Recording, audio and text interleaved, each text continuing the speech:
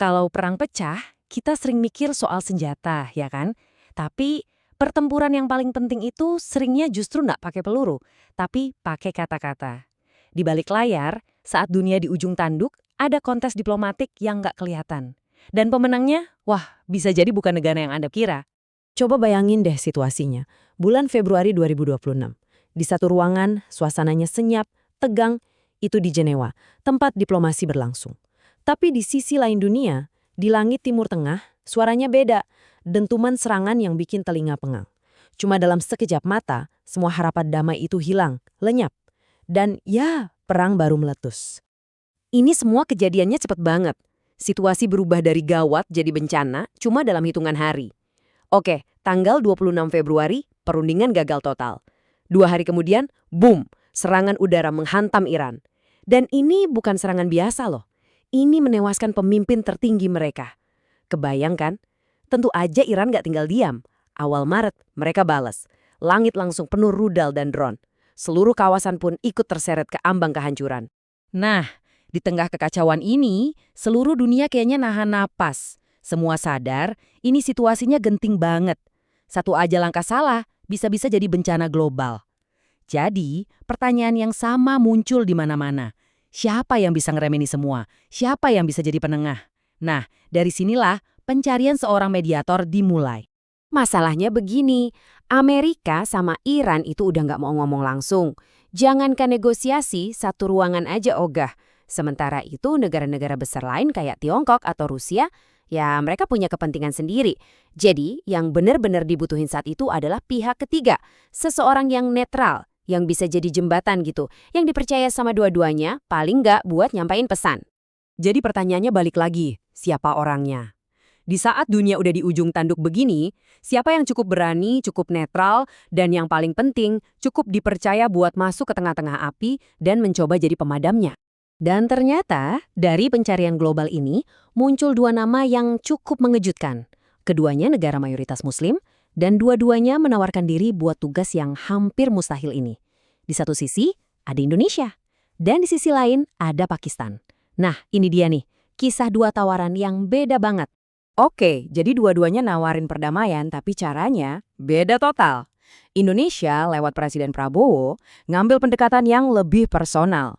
Saya siap terbang langsung ke Teheran, katanya. Fokus pernyataannya adalah penyesalan mendalam atas gagalnya negosiasi. Beda banget sama Pakistan. Mereka mainnya lebih strategis. Nggak cuma nawarin jadi tuan rumah, tapi mereka langsung gerak cepat, bolak-balik antara Iran, Arab Saudi, sama Amerika. Dan yang paling krusial, mereka mengutuk serangan dari semua pihak.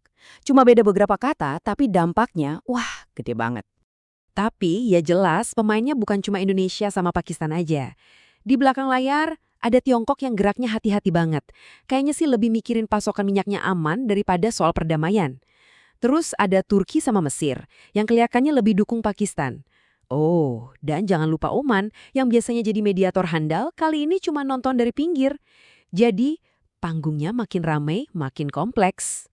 Oke, jadi pertanyaannya sekarang, kenapa akhirnya Pakistan yang kepilih? Dari semua negara yang ada, kok bisa negara ini yang dapat kepercayaan dari Iran dan Amerika sekaligus? Jawabannya, ternyata nggak cuma soal strategi, ada faktor lain yang ya jauh lebih personal.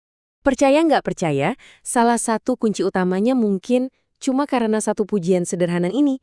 Ternyata, Presiden AS Donald Trump itu punya hubungan pribadi yang dekat banget sama Panglima Militer Pakistan, Asim Munir. Dan ini jadi faktor penentu. Di dunia diplomasi yang super kaku, koneksi personal kayak gini tuh bisa jadi kunci yang ngebuka pintu yang tadinya ketutup rapat. Tapi, ini bukan cuma soal pertemanan ya. Pakistan itu emang punya CV yang pas banget buat kerjaan ini. 1, mereka dipercaya sama Washington dan Teheran. 2, mereka udah punya rekam jejak sukses mendamaikan Iran sama Arab Saudi sebelumnya. Dan yang paling penting, mereka punya jalur komunikasi langsung kedua-duanya. Jadi, singkatnya, Pakistan itu pilihan yang paling aman dan paling masuk akal. Tapi, gini, buat bener-bener ngerti kenapa Pakistan yang berhasil, kita juga harus lihat koin dari sisi sebaliknya. Kenapa Indonesia, yang niatnya juga baik, malah kesandung di tengah jalan? Jadi, apa sih yang bikin Indonesia gagal? Para analis nunjukin beberapa hal. Pertama, keanggotaan Indonesia di Dewan Perdamaian buat Gaza yang dipimpin Amerika. Ini langsung bikin Iran curiga. Kedua, cara Indonesia ngasih pernyataan. Buat Iran, pernyataan yang isinya cuma penyesalan itu rasanya kurang nendang, terlalu lembek. Mereka maunya kutukan yang lebih keras terhadap serangan itu. Nah, gara-gara dua hal ini, citra Indonesia sebagai mediator yang netral jadi luntur di mata Teheran. Tapi tunggu dulu, cerita ini sebenarnya bukan cuma soal Indonesia lawan Pakistan loh, ini lebih besar dari itu. Ini kayak jendela buat kita ngintip pergeseran besar di panggung dunia. Aturan main diplomasi itu lagi berubah, dan kita lagi nonton buku panduan barunya ditulis secara langsung. Ada konsep kunci di sini, namanya diplomasi kekuatan menengah. Gampangnya gini deh, bayangin ada dua gajah lagi berantem. Mereka nggak bakal dengerin satu sama lain kan? Tapi mereka mungkin mau dengerin seekor kancil yang datang yang nggak punya urusan sama pertarungan mereka. Nah, kenetralan si kancil inilah yang jadi kekuatan supernya. Nah, kasus Pakistan ini bener-bener contoh sempurna dari teori tadi. Di zaman sekarang, di mana negara-negara adidaya sibuk bersaing satu sama lain, justru negara-negara kelas menengah, kayak Pakistan, Turki, atau bahkan Brazil yang maju ke depan. Mereka ini ngisi kekosongan yang ditinggalin para raksasa. Dan ini bukan kebetulan loh, ini bisa jadi wajah baru dari tatanan dunia kita ke depannya. Jadi, apa sih resepnya buat jadi juru damai yang sukses di zaman now? Kalau kita belajar dari kasus ini, polanya kelihatan jelas. Pertama, jaga image netral, sekalipun kamu punya sekutu. Kedua, bangun kepercayaan itu jauh-jauh hari, jangan pas krisis aja. Ketiga, jangan pernah remehkan koneksi personal. Dan yang paling penting, ingat tugasmu itu jadi jembatan, bukan jadi hakim yang nentuin siapa salah siapa benar. Semua ini ninggalin kita dengan satu pertanyaan besar buat dipikirin. Waktu negara-negara raksasa di dunia makin sering ribut, jangan-jangan para pahlawan perdamaian di masa depan itu justru datang dari tempat-tempat yang nggak pernah kita duga.